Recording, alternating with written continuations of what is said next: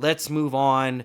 Before we move on to the Clash, let's move on to silly season, as we did have some stuff happen in silly season. A very quiet silly season for the Cup Series, surprisingly. I'm going to read through some of these changes that we had here, and then we'll go over to Cory and Tyler and see what their thoughts are about some of these moves. In the Cup Series, Rick Ware and Haas move over to Ford. Of course, Justin Haley is out in the number 7 for Spire. Suarez is in. Suarez is into the number 7, but now you have Zilich taking over his ride. The number 99 at Trackhouse is now the number 88 at Trackhouse, and Shane Van Gisbergen has shifted his number from 88 to 97. So those are the big moves in the Cup Series. A very quiet, silly season, I'd say, for the Cup Series. Then we moved on to the O'Reilly Auto Parts Series. It's no longer the Xfinity Series. It's the O'Reilly Auto Parts Series now. And Haas, across the board, are moving from Ford over to Chevrolet. Junior Motorsports, Carson Quaffle in the number 1 is now splitting time with Zilich. Quaffle is going to cover up the rest of his races in other places. But I just thought that was pretty interesting. Corey Day now going full-time for Hendrick Motorsports in the O'Reilly Auto Parts Series. Brent Cruz is 17 years old, so he'll miss, I think, 2 races. I think he'll miss both Atlanta and Daytona, but then he'll be able to race the remainder of the season once he turns 18, driving full-time in the number 19. Harrison Burton's back with Toyota over at Sam Hunt. And this, and I know both of them are probably going to say something about it. This right here is a complete crime. The number 48 at Big Machine Racing, Nick Sanchez is out. Patrick Staropoli is in. And Staropoli, I don't even know if I'm pronouncing his name right, but I've seen him do road course racing. He's a decent road course racer, but he definitely shouldn't be a full-timer in the O'Reilly Auto Parts Series. The number 88 of Junior Motorsports is pretty much an all-star car with Raja Caruth. You have all 4 Hendrick Cup drivers racing in the car part-time, and then you have Raja Caruth racing a bunch of races, then finishing out the remainder of his schedule with Jordan Anderson racing in the number 32.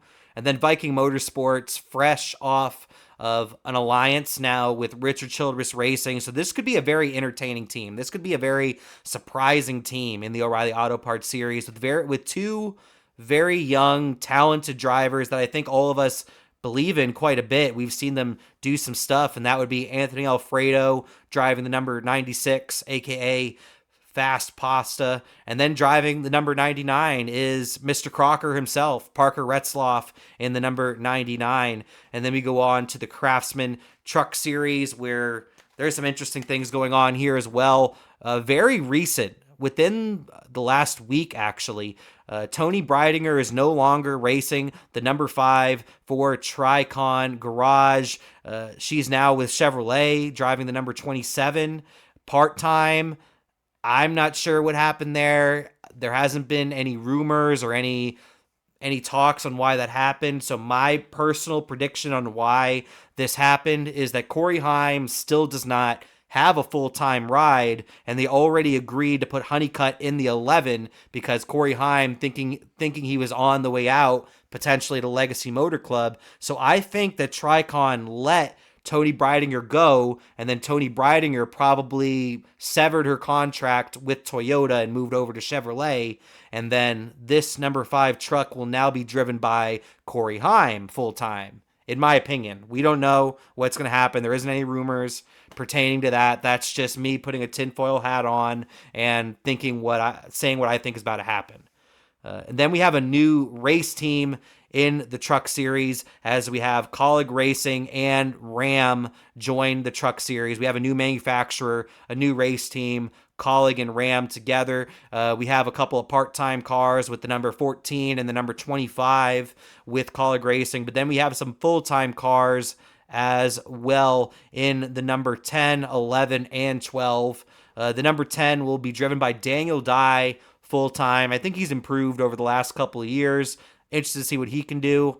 Then the number 11 is actually Tricon Garage. That's my mistake. I accidentally said that one. The number 11, Tricon Garage. Corey Heim, like I said, is out. Honeycutt is in. The number 12, Brendan Queen, Butterbean, is going full-time.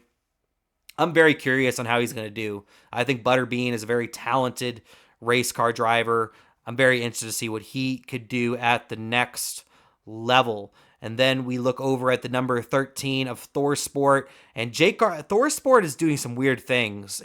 It's musical chairs over there. Pretty much everybody shifted rides. You have Jake Garcia going from the 13 over to the 98. You have Ty Majeski going from the 98 to the 88. Very interesting stuff. Matt Crafton, of course, retired from full-time racing from that number 88 machine. And then we'll look over at McAnally and their two rides. The number 80, 81 of McAnally Hilgeman Racing. Connor Mozak is out. And then Chris Wright, the official driver of the Hit the Pace Car podcast, Chris Wright is in.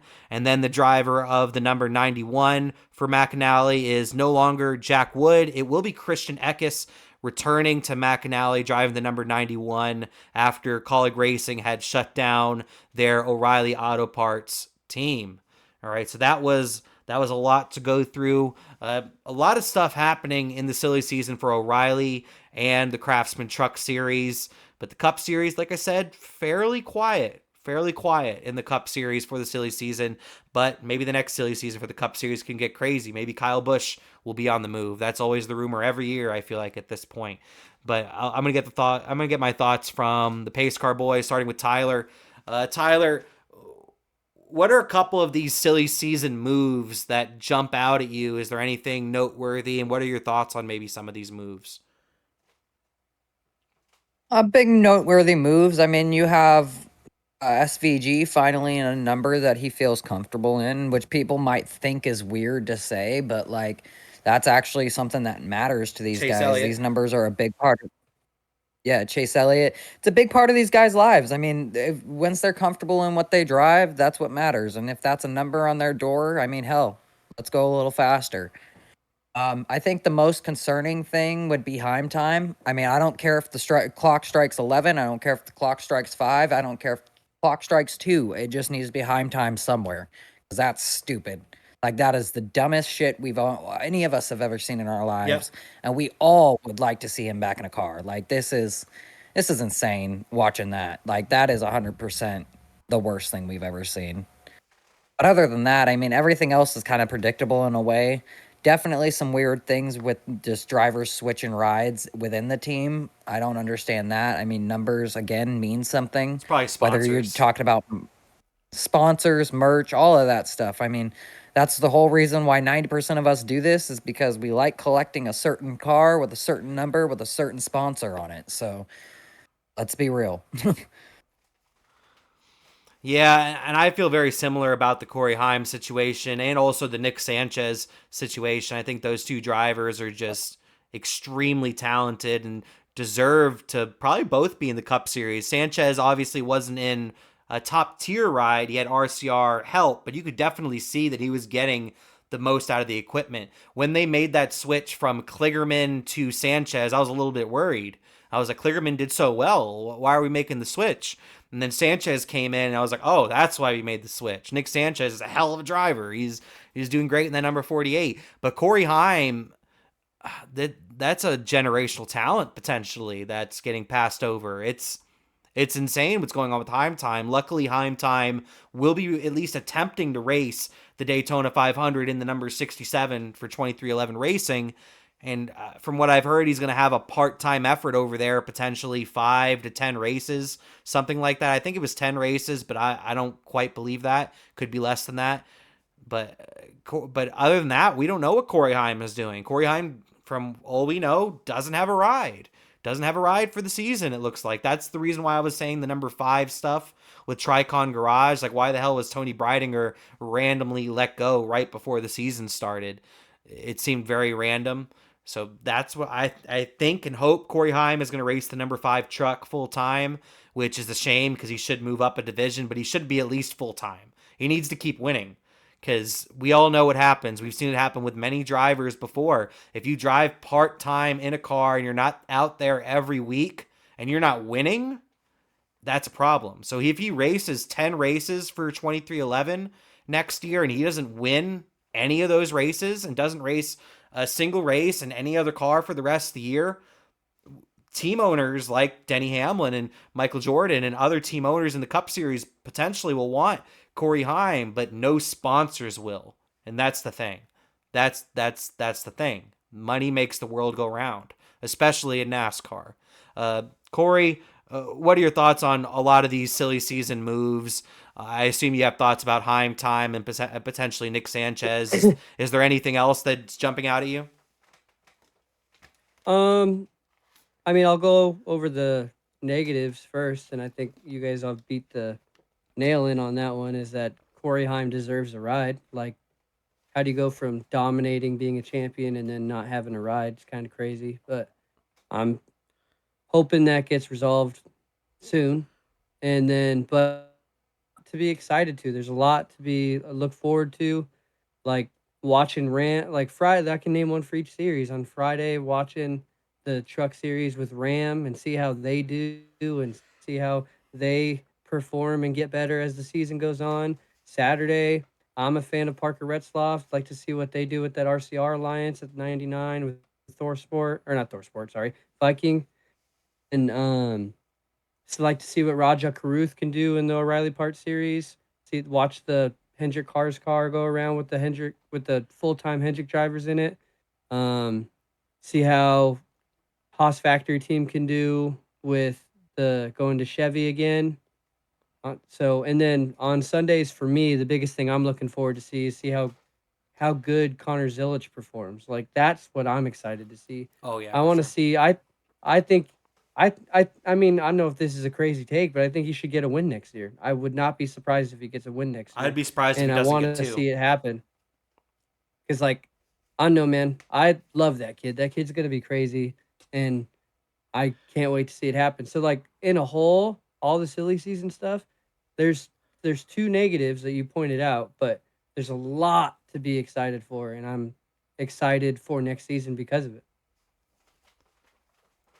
Yeah, silly season was definitely an interesting one, especially when you look at the O'Reilly series and the Craftsman Truck series. But hopefully, because we don't even know anything about Nick Sanchez, at least Corey Heim has a couple of races. I haven't heard anything about Nick Sanchez. I don't know if Nick Sanchez is racing anything. Period next year. So hopefully those two are able to figure something out for next year. But let me know your thoughts in the comments and in the replies. What were your thoughts on some of these silly season moves? They weren't all negative, like Corey was saying. We have Raja Caruth now racing part time.